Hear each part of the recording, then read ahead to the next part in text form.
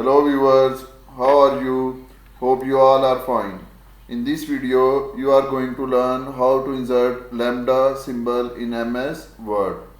So to insert lambda symbol, first go in Insert tab, then in Symbol drop down and click on More Symbols.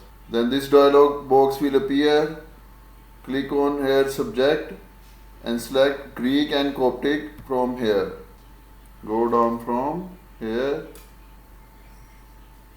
and here you can see lambda sign. Click on it and click on Insert.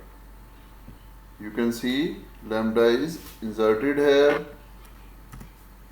There is also a short key to insert lambda, that is press Alt plus 955, and when you will left Alt button, then the lambda will be inserted.